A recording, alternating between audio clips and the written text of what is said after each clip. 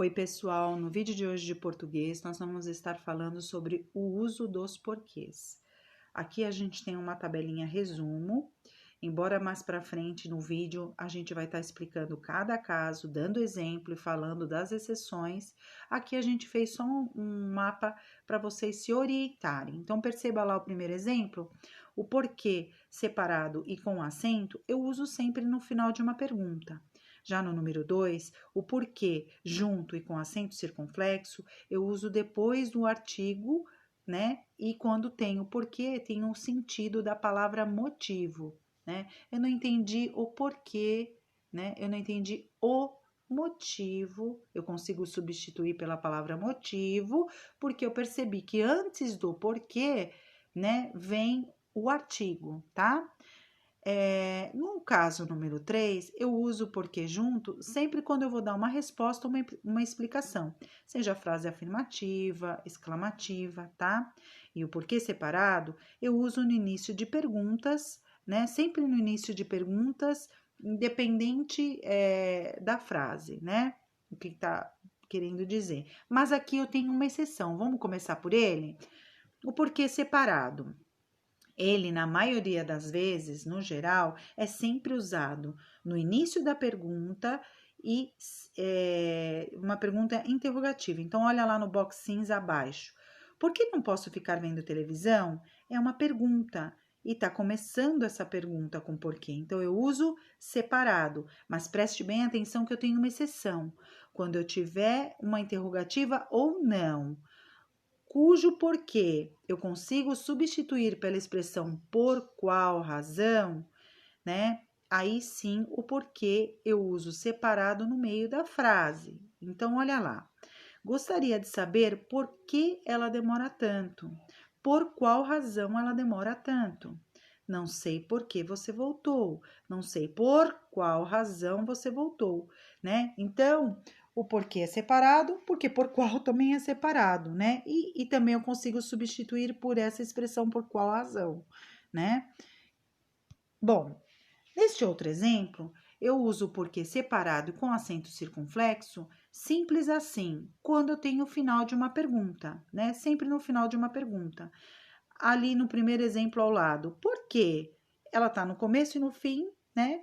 De uma pergunta. No outro exemplo, ele não veio por quê?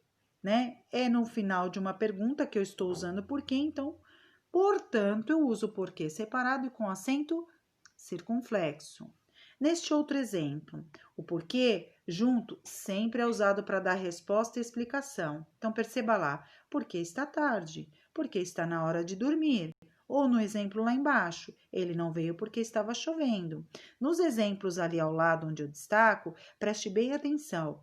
Embora esteja no começo da frase, como não é uma frase interrogativa, ou seja, não é uma pergunta, eu uso ele junto. É uma explicação, é uma resposta, tá bom, pessoal? Tome essa atenção.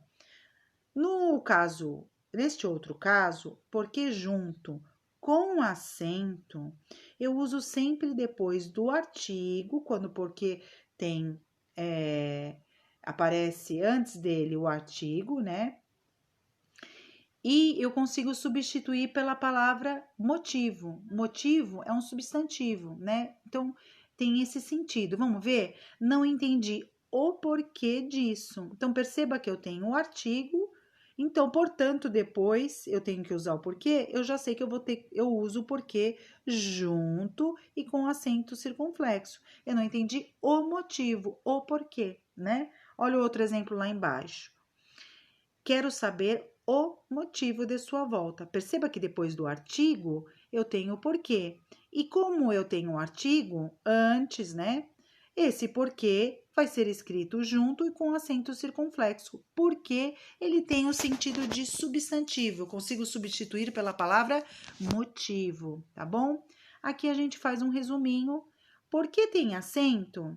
Perceba que é uma pergunta, portanto, sempre numa pergunta no início da frase, por que separado? Numa resposta, porque sim, né? Então, é porque é junto. Mas por quê? Então, sempre no final de uma frase, eu coloco o porquê separado e com acento circunflexo. E o porquê eu não sei, o porquê eu não sei.